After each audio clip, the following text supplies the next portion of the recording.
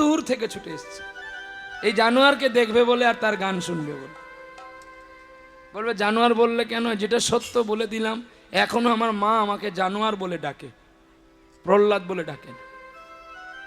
বলে কিরে জানোয়ার ভালো আছিস? হ্যাঁ। আহ, এই বছর পুজো হচ্ছে বাড়িতে, মায়ের কোলে শুয়ে আছি, মা আদর করছে, বলছে জানোয়ার রে তোকে কত মেরেছি আমি। আমি তখন মাকে বলছি, মা তুমি যে আমাকে জানোয়ার জানোয়ার বলো সবার কাছে, তোমার কষ্ট হয়নি? আমি না তো কীর্তনিয়া হয়েছি, হ্যাঁ, তুমি আমাকে জানোয়ার বলে আমার কষ্ট হয় না শুনতে? মা তাড়াতাড়ি করে উত্তর দিল রিপ্লে, যে জানোয়ারকে জানোয়ার বলবো আবার খারাপ কি? আমার শুনে একটু কষ্ট লাগলো। মা বলছে, বোকারে, জানোয়ার কথার অর্থ জানিস? আগে রাধা গোবিন্দ সম্পর্কে আরো কিছু জান, এখনো তোর জানা হয়নি রে খোকা।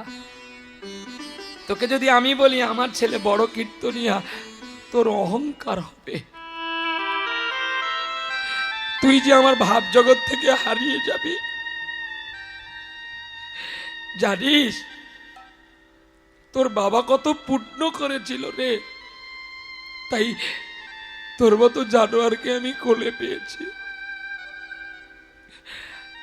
আমি মাকে বললাম, না গো মা, শুধু বাবা করেনি, তুমি অশেষ কৃপা আমার প্রতি করেছিলে, তাই তোমার জানোয়ার দেশ বিদেশ ঘুরে বেড়াচ্ছে, কত ভক্তের চরণ পাচ্ছে। মা,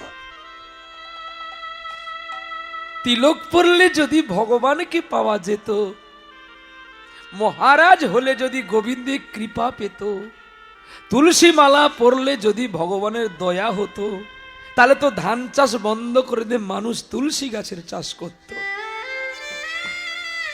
হ্যাঁ, কে বলেছিল কথা? মীরাবাই বলেছিল, বিনা প্রেম সে নেহি মিলে নন্দলালা। ভগবানকে পেতে গেলে চোখের জলে তো ডাকবি তাকে, যে জলে কোনো কালার নাই, যে জলে কোনো দোষ নাই, যে জলে কোনো দাগ নেই। নিষ্কলঙ্ক ফুল যেমন নিরানন্দে ফুটে গোবিন্দের চরণ লক্ষ্য করার আসক্তি করে, ভক্ত তেমনি হয়। শুধু বৈষ্ণব হব, নামের মালা জপ করব, সাধারণ মানুষকে মনুষ জ্ঞান করব না, সেটা কিন্তু গোবিন্দ কৃপা করেন না। সকলের সঙ্গে মিশে থাকো, সকলের সঙ্গে মিশে থাকার নাম হচ্ছে মনুষ্যত্ব।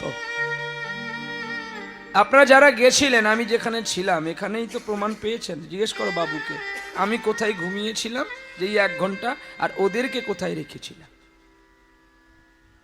আমি একটা যাযাবর, সারাক্ষণের জন্য আমার ছেলেদেরকে ভালো রাখার চেষ্টা করি, কিন্তু আমি কোথায় থাকবো সেটা তোদের দেখার দরকার নেই, আমি যেখানে হোক পড়ে থাকি। তুমি যে গায়ক, দুঃশালা গায়ক কে বলেছে রে? হ্যাঁ, রামকৃষ্ণ বলেছিল, দুঃশালা গিরিশ বেঁচে থাকলে কত নাটক হবে রে, কত থিয়েটার হবে রে, কিন্তু রামকৃষ্ণ তো কিচ্ছু জানে না, ও তো বকলমা ঢেকি রে। দে না গিরি, তোর বকলমাটা আমাকে দে না। এরাই আমার রত্ন, এরা থাকলে আরো কোনো কীর্তনে উঠতে পারবে, কিন্তু আমি কি কাউকে তুলতে পারবো? তাই সন্তানকে ভালো রাখার দায়িত্ব পিতা মাতার। আপনারা যারা বৈষ্ণব হয়েছেন, বৈষ্ণব হতে বড় মোরে সাধ, কিন্তু শ্লোক দেখে পড়ে গেল বৈষ্ণব হওয়া সোজা, কিন্তু বৈষ্ণব ধর্ম পালন করা বড় কঠিন। যদি বৈষ্ণব হবেন, তৃণাদপি হবেন, কাঁদবেন, কাঁদাবেন, নিজে ব্যথা পাবেন, কিন্তু কাউকে ব্যথা দেবেন না। নিতাই গৌর হরিবোল হরিবোল হরিবোল। আমরা আপনারা শুনেছি সেই মুসলিম কুলে বৈষ্ণবের কথা, কে? হরিদাস ঠাকুর, যিনি 22টা বাজারে বেত্রাঘাত, চাবুকের আঘাত খেয়েছিল, তাই না? হ্যাঁ, চৈতন্য চরিতামৃতে আছে তো, ভক্তমাল গ্রন্থেও আছে। কিন্তু বাস্তব জগতে আমি চোখে দেখেছি একটা মুসলমান, তিনি গীতা বুকে করে রাখতেন এবং সাত্বিক আহার করতেন। তিনি ছোটবেলায় খবর কাগজ বিক্রি করেছিলেন। হ্যাঁ, অনেকগুলো ভাই মাস্টার ধরে মারতো, তবু মাস্টারকে বলেছিল আমি পরিবারের জন্য হয়তো পড়াটা নষ্ট করছি, আমাকে ক্ষমা করো। সেই ছেলেটা ডক্টর উপাধি পেল, ডক্টর থেকে রাষ্ট্রপতি হলো, আর রাষ্ট্রপতি থেকে ভারতবর্ষে এমন একটা মিসাইল তৈরি করে দিয়ে গেল যেটা সকল দেশের মানুষও ভারতবর্ষকে ভয় পায়। হ্যাঁ, ডক্টর এপিজে আব্দুল কালাম, তিনি ছিলেন সাচ্চাবাদী হিন্দু কিংবা মুসলিম। ওনাকে যেদিকে দাঁড় করাবেন উনি দাঁড়িয়ে আছেন একভাবে। বলে কেন না, তিনি ছিলেন স্বার্থ ত্যাগী, স্বার্থপর নয়, স্বার্থ ত্যাগী। আর স্বার্থ ত্যাগী যারা হয় ভগবান তাদের কোলে নেবে নাকি আমাদের মতো কীর্তনিয়াকে নেবে? স্বার্থ ত্যাগ করতে হবে। আপনারা পারবেন, আপনারা আব্দুল কালামের আসনে বসেছেন, আপনারা নিঃস্বার্থ ত্যাগ করে ছুটেছেন আমাদের মতো কীর্তনের কীর্তন শুনবেন বলে। আর আমরা স্বার্থপর, আমরা আপনাদের কাছ থেকে লুট করে নিতে এসেছি। তবে হ্যাঁ, আমি নিজের জন্য খুবই রাখি না গো। আমি এই আপনাদের অর্থ নেই, কার মেয়ে বিয়ে দিই, কার ছেলের অপারেশন করি, কোথায় মোট মন্দির বানিয়ে দিই, কার শিখল একটা কিনে দিই, কাকে একটা হারমোনিয়াম কিনে দিই, আর বাকি কানাই বলাই সেবা চলে, এই আমার ডিউটি। এতে যদি আমার অপরাধ হয় আপনারা ক্ষমা করবেন। চলো, বৈষ্ণব প্রণামের পরে আছে নিমাই চাঁদের প্রণাম। নারদ বলছে কীর্তনিয়া ভালো না, সকলের শেষে তোমাকে প্রণাম করছে কেন, বাড়তেই কি তোমাকে দিল? মহাপ্রভু বলছে না রে, তুই জানিস না আমি সকলের পেছনে কেন থাকি জানিস? আমার চেয়ে আমার নাম বড়, ভগবানের চেয়ে কিন্তু ভগবানের নাম বড়, এই জন্য নামাবলী নিয়ে প্রণাম করতে নেই। ভগবানের চেয়ে ভগবানের নাম বড়, আবার ভগবানের নামের চেয়ে ভগবানের ভক্ত বড়। হরি বল, হরি বল। ওরে বৈষ্ণব ঠাকুর দয়ার সাগর, এ দাসে করুণা করি দয়া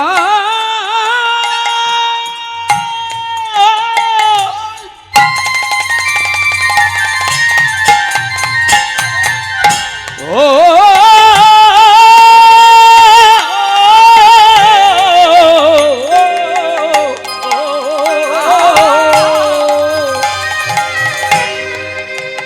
দয়াল বৈষ্ণব ঠাকুর দয়ার সাগর, এ দাসে করুণা করি।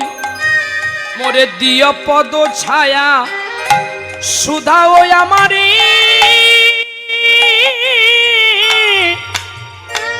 ও ঠাকুর তোমার চরণ ধরি গো, তোমার চরণ ধরি আমায় দিয়া পদ ছায়া সধে জামাতে, তোমার চরণ ধরি গো, তোমার চরণ ধরি। গৃহে থেকে বৈষ্ণব ধর্ম নাও, আর কর্ম করো, বাবা মার সেবা করো। তুমি যদি চন্দন গাছ হও, তাহলে তোমার ওই চন্দন গাছের চারাটা কিন্তু তোমার বাবা মার কাছ থেকে এসেছে। হ্যাঁ, গাছ না হলে গাছের ডাল হবে? তাহলে সন্তান হলো গাছের ডাল, আর গাছটা হলো কিন্তু চন্দন। তুমি চন্দন না, তুমি চন্দন ডাল। তাহলে তুমি যেই গাছ থেকে জন্ম হলে কেন সেই বাবাকে ভুলে যাচ্ছ? যদি কীর্তন শুনবি, যদি কীর্তনিয়াকে ডেকে আনবি, তাহলে আগে বাবা মাকে খেতে দে, তা নাহলে কীর্তনিয়াকে এনে তার মানি ব্যাগ ভরানো দরকার না। কি কীর্তনের ব্যাংক ভরিয়ে লাভ কি যদি কীর্তনের কথা না শুনবো? যে ভুল প্রহ্লাদ করে গেছে সে ভুল আপনারা কেউ করবেন না। আপনারা নিজ গুণে বাবা মার সেবা করবেন, নিজে হাতে করবেন। কতটা ফল আছে সেটা দুদিন পরে বুঝতে পারবেন। বাবা মা অমূল্য রত্ন। 5 কাঠা জায়গা হারিয়ে গেলে আপনি কোনোদিন কিনতে পারবেন, কিন্তু বাবা মা হারিয়ে গেলে আর পারবেন? আর পারবেন না। অতএব পিতা মাতাকে ভক্তি করে সেবা করো, পিতা মাতাকে আদর্শমান হও। তার প্রমাণ রামায়ণে অন্ধমুনির পুত্র সিন্ধু ছিল। শুধু তাই নয়, বাবা মার কথাকে অক্ষরে অক্ষরে পালন করেছিল। আজকে যার কীর্তন শুনতে আপনারা এসেছেন, পুরুষোত্তম ভগবান শ্রীরামচন্দ্র। তিনি তো পারত, বাবা মা যখন কইকেই আর যখন দশরথ বলে তুই 14 বছর বনে যা, রাম পারত না মা বাবাকে ঘরের ভেতরে ভুরিয়ে আগুন লাগিয়ে দিতে? হ্যাঁ না, রাম কি করলো? না, রাম করলো কি জানো? যে বাবা যেটা বলে সেটা যদি আমি মানতে পারি, একদিনে তো বাবার মতো আমিও বড় হব। অতএব বাবার কথা পালন করা আমার কর্তব্য। শুধু রাম বনে যায়নি, আর কে গিয়েছিল? লক্ষ্মণজি গিয়েছিল, ভাই লক্ষণ। আর কে গিয়েছিল? আপনাদের মধ্যে একজন মা গিয়েছিল, যার নাম জানকী সীতা। কি যায়নি? আর কে গিয়েছিল মনে আছে? ভারত গেছিল। ভরত গেছিলেন কিসের জন্য? দাদাকে ফিরিয়ে আনার জন্য। কিন্তু ভরত সঙ্গে এসেছিল, রাম এসেছিল। ভালো করে পড়বেন, ভালো করে পড়বেন। আমি ইউটিউবে বলে গেলাম, লাইভ পিয়ারে বলে গেলাম, ভরতের সঙ্গেই রাম এসেছিল। রাম যদি না আসতো এই রাজ্য কে চালাতো? প্রেক্ষাপটে আসেনি, কিন্তু গৌণে এসেছিল। ওই যে চরণ দুটি দিয়েছিল পাদুকাতে, ওই চরণ দুটি সিংহাসনে রেখে কুশ আসনের নিচে বসেছিল ছোট ভাই ভরত। যখন চরণ পন্দ পরম করত, রামচন্দ্রকে দেখতে পেত যেন বসে আছে দাদা। হরিবল কে বলে রাম আসেনি? ভারতের বিশ্বাস ছিল আমার দাদা আছে। যখন 14 বছর বন থেকে ফিরে ভাই ভরতকে যখন দাদা জিজ্ঞাসা করে তুই এখানে আসন কেন, চাকর আর কোথায় বসবে দাদা তোমার চরণ কমল ছাড়া? সে কি তুই তুই আসনে বসিসনি সিংহাসনে? না দাদা, আমি এত পুণ্য করিনি, এত যোগ্য করিনি যে তোমার আসনে ভরত বসবে। তুই রাজ্য কেমনে চালালি দাদা? যখন বিপদের সান্দিক্ষণে ছুটে যেতাম, তখন তোমার দুটি চরণ আমি বুকে নিয়ে কাঁদতাম, আর তুমি আমাকে সব বলে দিতে দাদা। ধনুর্বাণে রেখে রামচন্দ্র ভরতকে জড়িয়ে ধরেছিল। আচ্ছা বলো, আজকে ভরতকে কে বড় করে গেল? রামচন্দ্র, যার নামে আজকে ভারতবর্ষ। আমরা যে কত ধন্য আমরা নিজেরাই জানি না। কারণ কৃষ্ণ আমেরিকায় জন্ম নিয়েছে, বলুন, ইংল্যান্ডে জন্ম নিয়েছে, অস্ট্রেলিয়ায়, সাউথ আফ্রিকায়, চীন, জাপান, ইন্দোনেশিয়া হয়েছে। সকল দেশের মানুষ আমার ভারতবর্ষে এসেছে। আজকে ইস্কন এত বড় কার জন্য হলো? আমার নিমাই চাঁদের জন্য হলো। নিমাই চাঁদ যদি নদিয়ায় না আসতো, নিমাই চাঁদকে দেখার লক্ষ্যে যদি প্রভুপাদ না হরিনাম প্রচার করত, তাহলে এত ভিড় হতো? আজকে যেই মানুষটার জন্য আসলাম, আজকে আমরা অনেকেই সেই মানুষটাকে চিনি না, আমরা ভিন্ন হয়ে চলি, আমি বড় তুমি ছোট। হ্যাঁ, কেউ বলে আমি ইস্কনে দীক্ষা নিয়েছি, আমি বড় ভক্ত, তুমি কালো তিলক পড়ো, তুমি বড় ভক্ত নয়। ভেদাভেদ আছে, দেখতে পাই। তুমি দেখাতে পারবে, তুমি ভগবানে খাওয়াতে পারবে তুমি যদি বড় ভক্ত? হ্যাঁ, কত বৈষ্ণব গেল যুধিষ্ঠির রাজযোগে, ঘন্টা বাজে নিজেই মুচিরাম গেল, ঘন্টা বেজে উঠল। রাধে রাধে। হ্যাঁ, নিমাই চাঁদের বৈষ্ণব সেবা, ব্রাহ্মণ সেবায় কত বৈষ্ণব কত ব্রাহ্মণ গেল, কেউ আগুনটা জ্বালাতে পারলো না, রান্না করতে পারলো না। মুসলমানের ছেলে হরিদাসকে বলতে হরিদাস, হরে কৃষ্ণ নাম বলতেই জ্বলে উঠল। আজকে যারা বিদেশ থেকে এসে হরে কৃষ্ণ বলতে পারে না, হরে কৃষ্ণা, কালকে তো হয়েছিল হরে কৃষ্ণা সম্প্রদায়, আপনারা কি বললেন? হরে কৃষ্ণা। আপনাদের কি উচ্চারণ করতে পারেননি? বলুন, পরের বাপকে বাপ বলবেন কেন? পরের বাপকে যদি বাপ বলবেন, আমরা এখান থেকে আপনারা বিদেশে যান, এখানে পড়ে আছেন কেন? এটা আমার ভারত ভূমি। এই ভারত ভূমিতে থাকতে গেলে ভারতের নিয়ম পালন করতে হবে। তাহলে কি হরে কৃষ্ণ বলা হবে না? না, হরে কৃষ্ণ বলা হবে না, হরে কৃষ্ণ। উনাদের উচ্চারণ হয় না বলে উনারা বলে হরে কৃষ্ণ। দোষ তো উনাদের নেই, ছোটবেলা থেকে তো হরে কৃষ্ণ প্র্যাকটিস করেনি, তাদের দেশে ইংরেজি ভাষা, তবু যে তারা হরে কৃষ্ণ বলেছে, এটা আমরা গর্বিত যে আমার ভারতের হরিনাম সকল দেশে গেছে। আর সেই দেশের মানুষ খ্রিস্টান ধর্ম নিচ্ছে। তোরা মরিস না, এখনো বেঁচে আছিস? হ্যাঁ, তোরা বলিস নাকি খ্রিস্টানের ধর্ম নিলে ক্যান্সার হবে না? ঈশ্বর বলেছে তোমাকে যে তুমি আমার ধর্মে আসলে তোমার ক্যান্সার হবে না? এগুলো সিদ্ধান্ত ভুল। পাপ কখনো কারোর বাপকে ছাড়ে না। শুনে নেন এই তত্ত্বটা। আপনারা কিছুদিন আগে ত্রিবেণী গেলেন না গঙ্গা স্নান করতে, পুণ্য কুম্ভ? কি আমি আমার স্টাফকে কাউকে যেতে দিন? আমি বড় পাপী, তোরাও পাপী হয়ে থাকবি। তবুও লাভঝাপ করেছিল যাবে বলে, মজলিস করবে। শালা হারামির জামাই। এ চরিত্র জানেন, শুধু আমি বলে দলে রেখেছি। অন্য কোন সম্প্রদায়ের কীর্তনে হলে একে আগে তাড়িয়ে দিবে। হাট, ধুতি পাঞ্জাবি পর পালা, ব্যাগে পয়সা নিয়ে বেরো এখান থেকে। সত্য কথা বাবা, সবাই জানে না আমার চরিত্র, সবাই কিন্তু জানে না। রাধে রাধে। বাজে ছেলে, বড় মুখ হয়েছে। শাশুড়ির সঙ্গে প্রেম করে, এই ছেলেকে আমি নিয়ে বলে চলছি, তবু হাসি দেখো।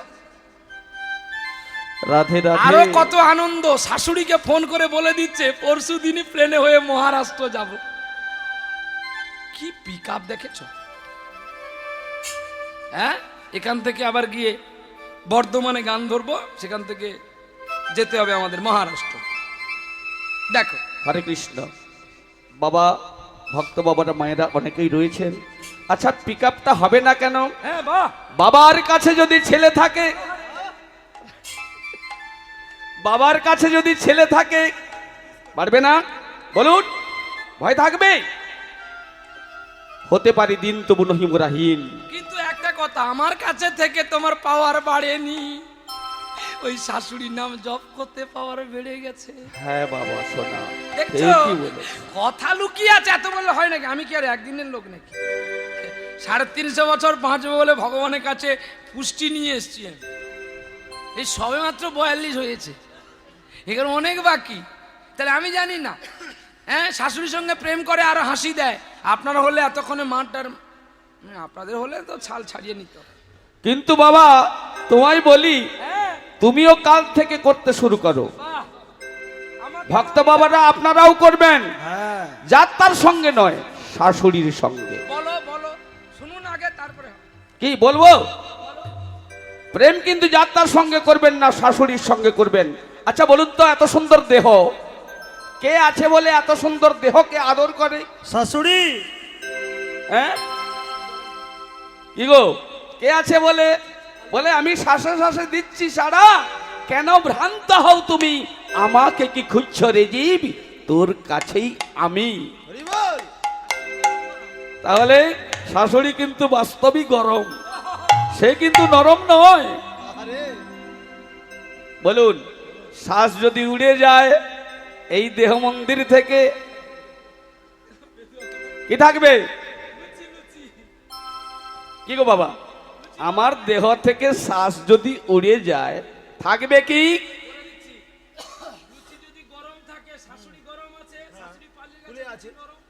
হ্যাঁ, বুঝলেন?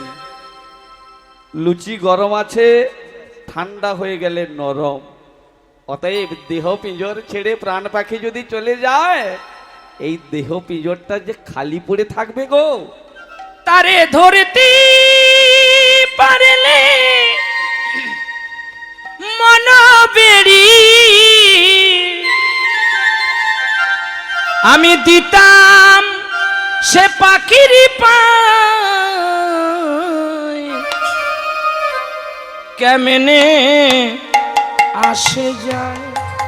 দেহ খাঁচার ভিতর চিন পাখি কেমনে আসে যায়। খাঁচার ভেতর আচিন পাখি কেমনে আসে যায়। তারে ধরতে পারলে মন বেড়ি আমি দিতাম সে পাখির পায়, কেমনে আসে যায়। খাঁচার ভেতর অচিন পাখি কেমনে আসে যায়। ওরে আট কুঠুরি নয় দরজাটা, ওরে মাঝে মাঝে ঝরকা কাটা, বলি তার পরে সদর কোঠা দেখো আইনা মগল তারায়, কেমনে আই গৌর হরি বল। খাঁচার ভিতর চিন পাখি কেমনে আসে যায়। দেহ খাঁচার ভেতর অচিন পাখি কেমনে আসে যায়। তাহলে শাশুড়িটাকে বুঝতে পারলেন, এই বাতাসটাই হচ্ছে শাশুড়ি। শ্বাস যখন পেয়েছি, মানব জন্ম যখন পেয়েছি, এ সুযোগ আর ছাড়বি না, পরে কি জন্ম হবে তার ঠিকানা না। নিষ্পদ পদচিন্তসী শ্লোক বলল, নিষ্পদ পদচিন্তসী বাক্য চিন্তসী চতুষ্পদে দেবত মানব চিন্তসী মানব কিঙ্করিষ্যে। মানবে কিঙ্করিষ্যতি। অর্থাৎ মানেটা বুঝতে পারলা না বাবা, তুমি যে কি বিড়বিড়ি করে বলে দিলে। সত্যি শ্লোক তো আর সকলে বুঝতে পারবে না।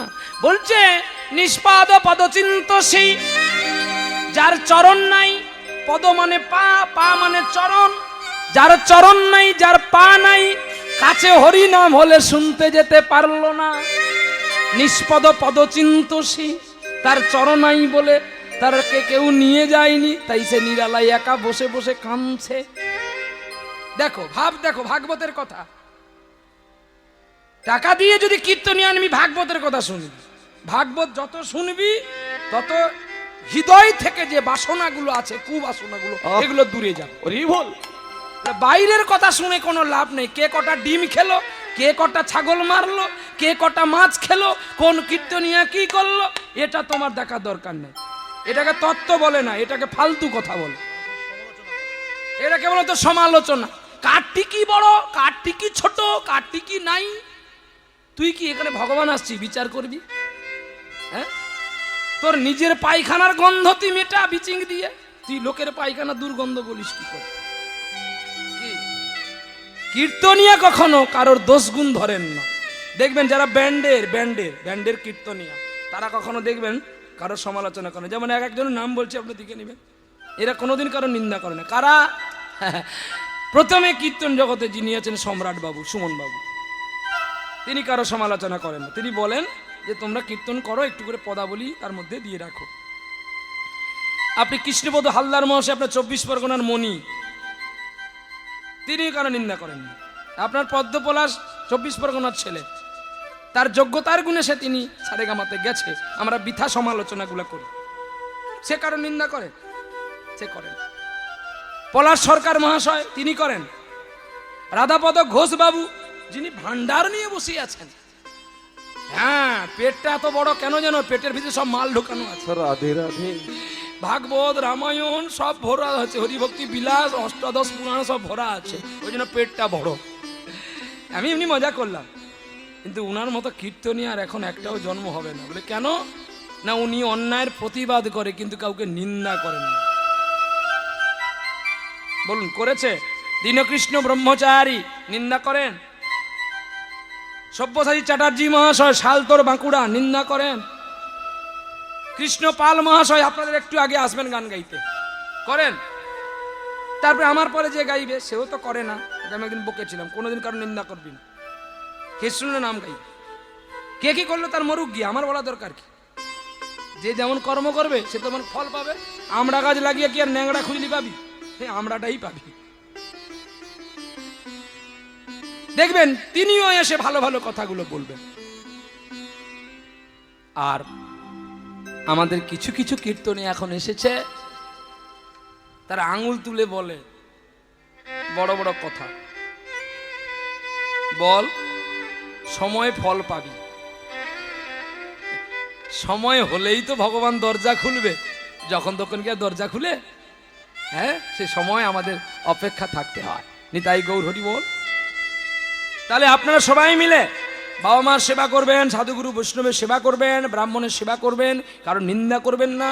কে কগন্তি মালা গাঁথলো, কে কগন্তি মালা করলো, কে কালো তিলক পড়লো, কে সাদা তিলক পড়লো, এটা আমার দরকার নেই। একাদশীর যেমন ছোট বড় নেই, তুলসী পত্র যেমন ছোট বড় নেই। আপনারা ভাবছেন যে প্রহ্লাদ তুমি উঁচু আসনে দাঁড়িয়েছে, তুমি বড় আমরা ছোট, কিন্তু ভুল। আজকে আপনারাই বড়, আমি ছোট। কেন জানো? আপনারা যদি না থাকতেন আজকে সুখদেব হরিনাম কাকে শোনাতো? আপনারা মানে একজন, আপনারা মানে বহুজন। বলে আপনারা বলতে একজন বলতে, হ্যাঁ, একজনের অভিশাপে বহুজন আসলো। হ্যাঁ, ভাগবতেই লেখা আছে। একজন ব্যক্তিটি কে? উত্তরার গর্ভে অভিমন্যুর ঔরসে যে সন্তানটি এসেছিলেন, যার নাম পরীক্ষিত মহারাজ। আজকে সেই পরীক্ষিত যদি শ্রমিক মুনির গলায় সাপ না দিত, শ্রমিক মুনির পুত্র যদি অভিশাপ না করত, তাহলে কি পরীক্ষিত সুখদেবকে পেত? আহা হরি বল। এই হচ্ছে কীর্তন। আর কীর্তনের মধ্যে দুটি কীর্তনীয় বড়, একটা হচ্ছে সুখদেব গোস্বামী আর একজন নারদ মুনি। আর আমরা যারা, আমরা কেউ বড় নয়। হ্যাঁ, বড় তারা যাদের কথাগুলো আমি বললাম, ওনারা বড় বড় কীর্তনিয়া বাবা। ওনাদের মধ্যে অনেক গুণ কৃতার্থ আছে, যেটা আমার মধ্যে নাই গো। আমি তো কাঙাল, রাখাল বাগাল মানুষ, গরু চড়াতে চড়াতে একটু কৃষ্ণ নাম শিখেছি।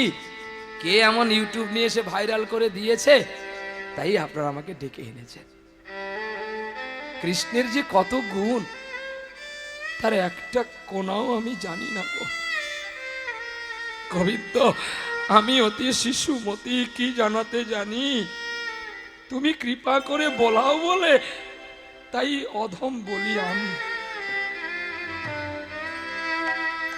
তোমার চিত্ত ছাড়া যে আমার গতি নাই। তুমি আমার মা, তুমি আমার বাবা, তুমি বন্ধু ভাই। তাই স্মরণে সবার কাছে তোমায় জানিয়ে রাখি, মৃত্যুকালে প্রাণনা তুমি আমায় দিও না গো ফাঁকি।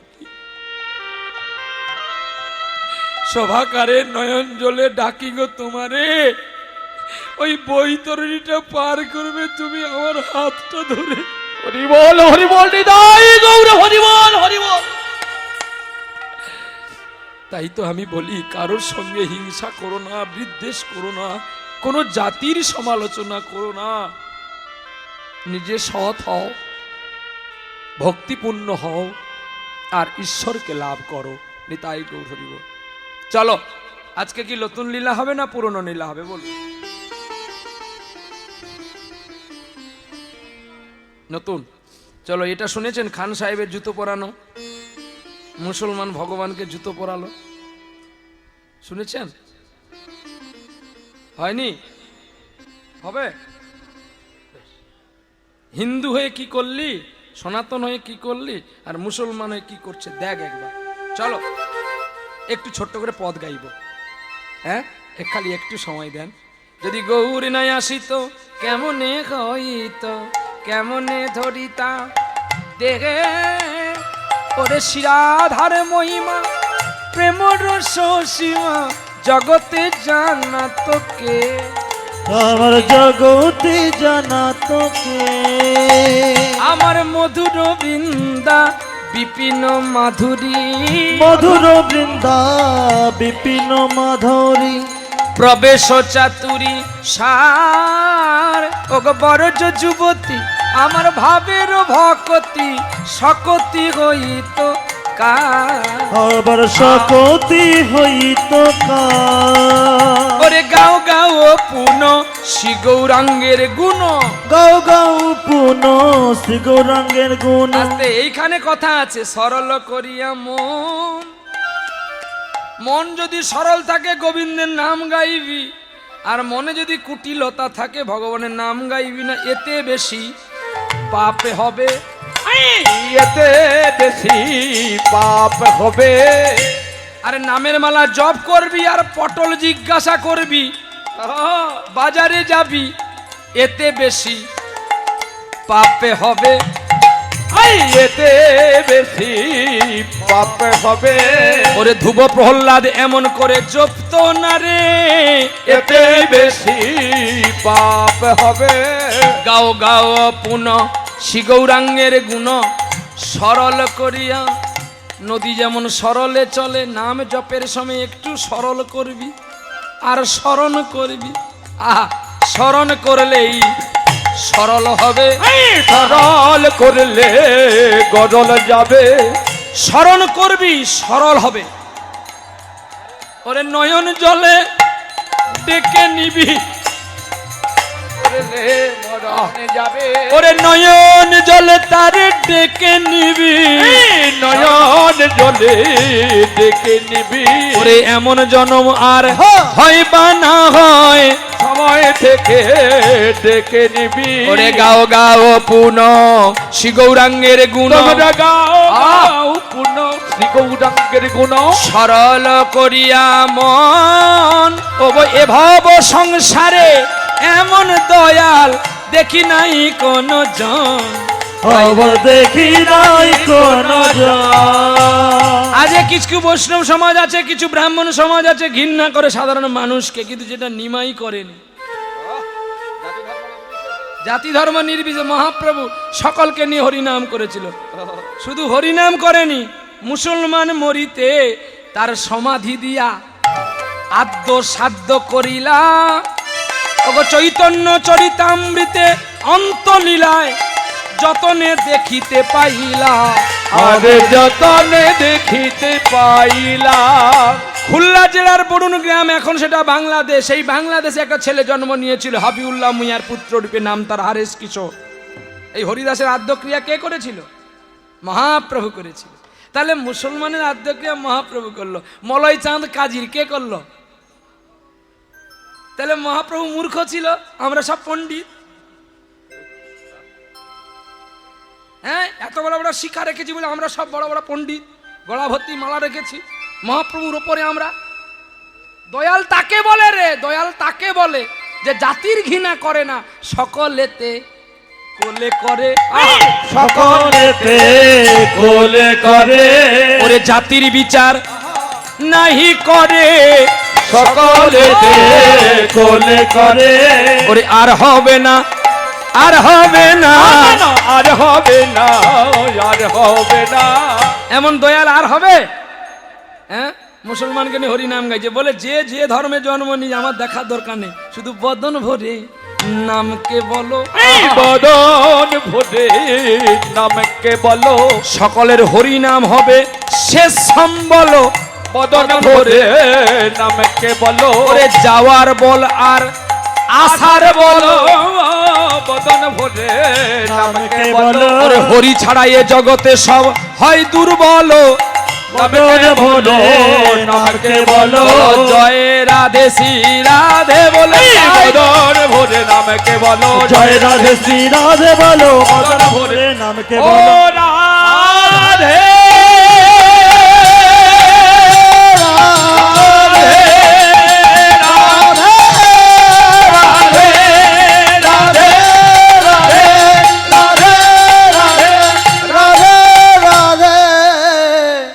বদন ভরে নামকে বলো যে ধর্মে জন্ম নাও কেনা, জন্ম মানুষের আসল পরিচয় নয়, কর্ম মানুষের আসল পরিচয়। জন্ম বড় নয়, কর্ম বড়। জন্ম যায়তে শূদ্র, ব্রাহ্মণ ঘরে জন্ম নিলে ব্রাহ্মণ হবে, বৈষ্ণব ঘরে জন্ম নিলে বৈষ্ণব হবে, তাহলে তার দীক্ষা দেওয়ার দরকার নেই। হ্যাঁ নাকি বাবা?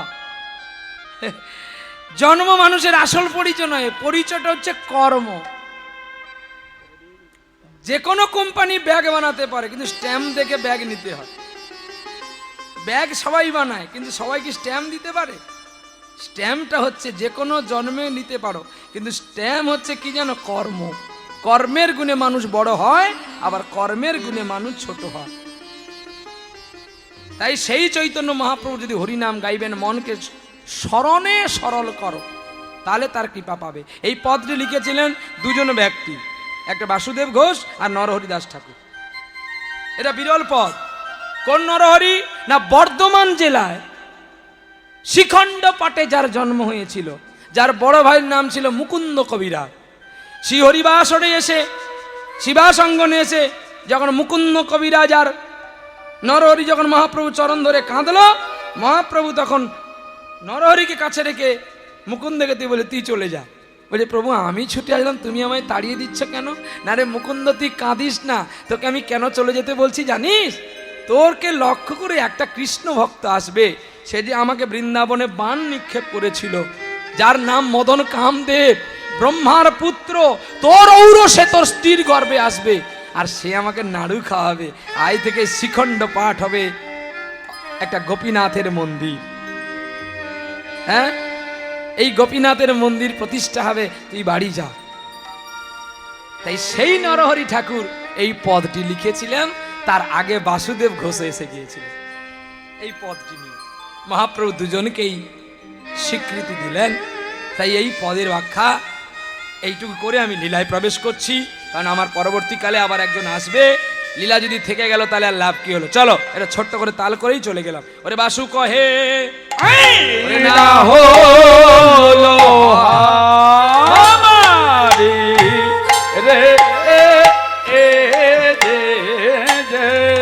বাসু কহে না হলো হারা দাউদি দাউদি দা কিডি দা গিটার গটা তা গুরু হাইয়া গুরু হাইয়া হাইয়া হাইয়া গুরুদত্ত দা রে দাউদি দাউদি তক তক তক তক তক কহে রগ তক হলো হাই হাই রগ রগ তক এ বাসু কহে না হলো হামারে রে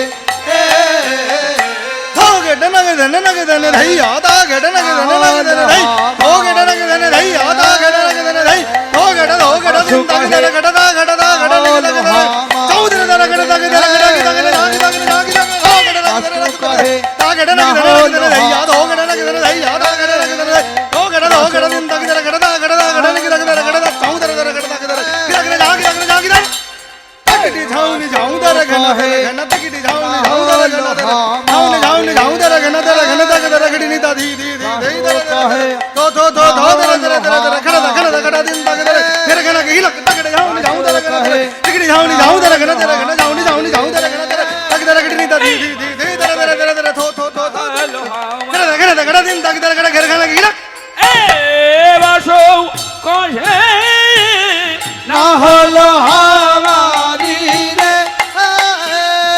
ঝন ঝন তক ঝন ঝন তক ঝন ঝন খেত তা ধিনি তক তা ধিনি তক তা হিন্দ্র ধা ঝন ঝন তক ঝন ঝন তক ঝন ঝন খেত তা ধিনি তক তা ধিনি তক হিন্দ্র ধা धो कट धरे कट हईया कट दिन ता कट तेरे कट हईया कट दिन तक तेरे कट झिड़ तक कट तेरे कट ता तेरे तक कट तेरे कट ता जाऊं तेरे तेरे कट तेरे कट गने झाग तक झा धो कट धरे कट हईया कट दिन ता कट तेरे कट हईया कट दिन तक तेरे कट झिड़ तक कट तेरे कट ता तेरे तक कट तेरे कट दिन तक तेरे कट गने झाग तक धरे तेटे गुरगुरदा धरे तेरे तेरे तेटे गुरगुरदा तेरे तेटे धरे तेरे तेता तेने तक तक तेता धरे तेटे धरे बासु कहे तेरे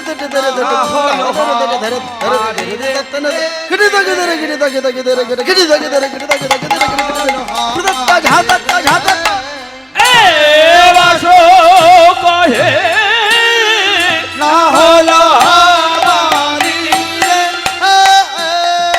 ধাগেন ধাগেন দাগেটে ধাগেন তাক দা দাগ রধন কতটে কতটে কত তোমাকে রধন ধাক ধাগেন দাগেটে ধাগেন তাক দা দাগ রধন ধাগ রধন ধাগ রধন ধাক ধা দাগেটে ধার দাগেটে নাগেটে নাগেটে ধা গদে ঘন ধা আ গদে ঘন রধন দাগেটে ধাগ রধন দাগেটে ধাগ রধন তাক তাক দাগেনি দাগ ধুমাকে রধন গদন গদন গদন কতক দাগিনি গদন গগদে খতা কিরু দাগিনি ঝা কিরু দাগিনি হা কিরু দাগেটে দাগি তটে তটে গগন দাগেটে দাগি তটে কদা তটে দিনি দিনি দিনি দাদিনি দেই আউ দিনি দাদিনি তো দাগেটে ঝা এ বাসো কহে না হলো মারি রে বাসো কহে না হলো আমারি রে বাসো কহে না হলো আমারি রে বাসু কহে না হলো হামারি রে হায় বাসু কহে না হলো হামারি রে হায় বাসু কহে না হলো হামারি রে হায় বাসু কহে না হলো হামারি রে হায় বাসু কহে না হলো হামারি রে হায় বাসু কহে না হলো হামারি রে হায় বাসু কহে না হলো হামারি রে হায় বাসু কহে না হলো হামারি রে হায় বাসু কহে না হলো হামারি রে বাসু কহে না হলো হামারি রে হায় বাসু কহে না হলো হামারি রে হায় বাসু কহে না হলো হামারি রে হায় বাসু কহে না হলো হামারি রে হায় বাসু কহে না হলো হামারি রে হায় বাসু কহে না হলো হামারি রে হায় বাসু কহে না হলো হামারি রে হায় বাসু কহে না হলো রি রে এ সবাই মিলে একবার নয়ন বন্ধ করো, হাতটা তোলো, বলো বৃন্দাবনময়ং ধাম যমুনায়া পদস্কিনাম শুদ্ধ স্ফটিত সংস্থাপনার্থায় কল্পবৃক্ষ সুশোভিতাম নানা বর্ণনাঙ্গি কুসুমানাম রেণুভি পরিপূর্ণিতাম দয়দ বৃন্দাবনং রম্যং ভূমি গোবিন্দ স্থানব্বয়ম হরে কৃষ্ণ কৃষ্ণ কৃষ্ণ হরে হরে হরে রাম রাম রাম হরে হরে নিতাই গৌর হরি বল নিতাই গৌর হরি বল নিতাই গৌর হরি হরি বল। প্রেম সে বলো রাধা রানী কি জয়, শ্যাম সুন্দর কি জয়, সামনের বৎসর হরিনাম হবে কি জয়, হবে তো? কাছে থাকবেন তো? চল। আজ কেন গো ফুলের বনে বলো জাগিল শ্রীহর, জাগিল শ্রীহর, আজ কেন গো ফুলের বনে জাগিল শ্রীহর, জাগিল শ্রীহর, ভাঙলো কেন স্বপ্ন আমার, আমি পেলাম কাহার দর্শন, জাগলো শ্রীহর, আজ কেন গো ফুলের বনে জাগলো শ্রীহর, জাগলো শ্রীহর, কে যেন গো মন যমুনায় আমার কদম্ব তলায়, ওরে রাধা নামে উথল করা বাঁশরি বাজায়, কে যেন গো মন যমুনায় কদম্ব তলা উথল করা রাধা নামে বাঁশরি বাজায়, বাঁশরি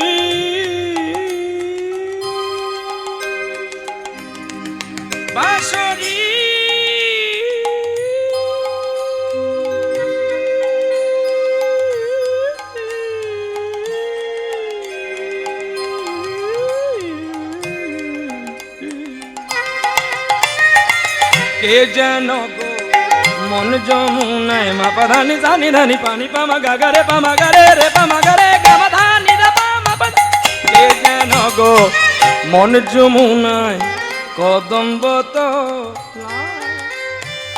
উথল করা রাধা নামে যেন বাঁশরি বাজায় আবার আগমনী গান গাইছে পাখি আগমনী গান গাইছে পাখি আগমনী গান গাইছে পাখি সেই কিরে বৃন্দাবন জাগলো বাপি হদন আজ কেন গো ফুলে জীবনে জাগলো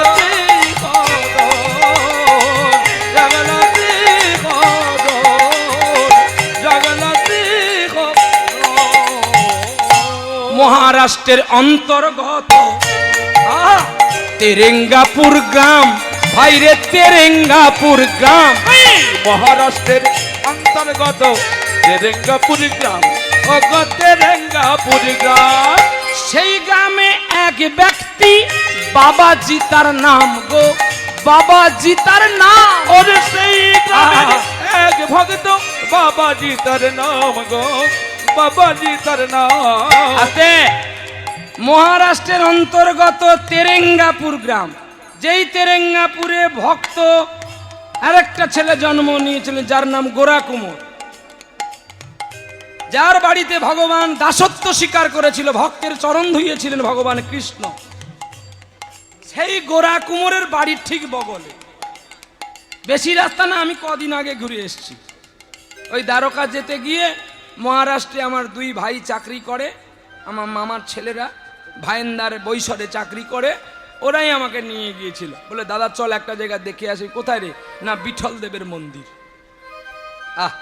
এইভাবে দাঁড়িয়েছেন বিঠল দেব গোরা কুমোরকে দেখে ভয়ে লজ্জিত হয়ে গিয়েছিলেন কারণ গোরা কুমোরের হাতটা তো তিনিই কেটেছিলেন আর গোরা কুমোরের ছেলের মুখে চরণটা তো তিনিই দিয়েছিলেন গোরা কুমোর বলল কি যেন বিঠল দেবকে তুমি আমার ছেলের মুখে পা দিলে যদি আমার মুখে একটু দিতে বলছে গোরা তুই এটা কেন বললি বলে প্রভু আমার পুত্র কোটি যুগ তপস্যা করেছিল বলে তাই তুমি ওকে চরণ দিলে আর কে কাঁদলো বৃন্দাবনে বলি রাজার স্ত্রী বিন্ধ্যাবলী কেঁদেছিল প্রভু তুমি আমি একটু কুবাসনা করলাম বলে তুমি আমাকে পুতনার রূপে পাঠালে কিন্তু তোমার চরণটা তো তুমি আমাকে দিলে না আমার স্বামীকে তুমি চরণ দিয়ে তার জীবন ধন্য করলে আমরা শুধু উপর দিকটা দেখি অন্তর দিকটা দেখি না এই তিনজন মায়ের মধ্যে শ্রেষ্ঠ মা ছিল কইকেয়ী দশরথের তিনটি স্ত্রীর মধ্যে বলে কেন না আমরা শুধু ভাবি কি রামচন্দ্রকে ওই ছলনা করে পাঠিয়েছিল ছলনা যদি ও না করত রাম ভগবান বলে আমরা কেউ জানতাম না ছলনার মধ্যে যেন কৃষ্ণের আসক্তি থাকে তবে ছলনা সার্থক হয় দেবকীরূপে অপমান হতে পারে প্রভাস তীর্থে কিন্তু দেবকীও বলেছিল গোপাল আমি যদি তোকে না তাড়িয়ে দিতাম আজকে তোকে ভগবান বলে কেউ জানতো না আমি আমার নিজের জন্য তাড়াইনি তোকে তোর জন্যই তোকে তাড়িয়েছি এই জন্য শাস্ত্র আমরা পড়ি কিন্তু ব্যাখ্যাটা আমরা একটু ভুল করি বলে মানুষ তাই সেটাকেই বলে কই বড় খারাপ গঙ্গা কখনো খারাপ হয় তার ব্যাখ্যা রামকৃষ্ণ গিরিশকে বলেছিল গঙ্গার জলে তো মুসলমান হাড়ি মেথর মুচি চান করে গঙ্গা কি অপবিত্র হয় রে তবু সেই গঙ্গার জল ছাড়া গোবিন্দের পুজোই হয় না তাহলে এই ব্যাখ্যাগুলো আগে সত্যি করে জানতে হবে তারপরে কারো সমালোচনা করতে হবে সেই তেরেঙ্গাপুরে একটা ছেলে ছিল নাম তার বাবাজি হ্যাঁ জন্মের দিনে বাবাজির মা মরে গিয়েছিল 5 বছর বয়সে বাবাজির বাবা চলে গেল ছেলেটা কাঙাল হয়ে ঘুরে আর কেঁদে কেঁদে কি বলে জানো, আরে কত কাল গিরিধারী লাল আড়ালে আড়ালে রবে গো, আড়ালে আড়ালে রবে। তুমি আর কত কাল গিরিধারিলা হরলে আড়ালে রবে গো, হরলে আড়ালে রবে। নয়নেরই জল কেন ঝরে অবিরত, দর্শন দেবে বা কবে গিরিধারী লাল হরলে আড়ালে রবে গো হারালে জানালে রবে। তুমি আর কত কাল গিরিধারিলাল হারালে জানালে রবে গো, হারালে জানালে রবে। দেখা যদি নাই দেবে ও গনিরুদ্ধ, তবে কেন আশা দিয়ে আমার ভরালে হৃদয়।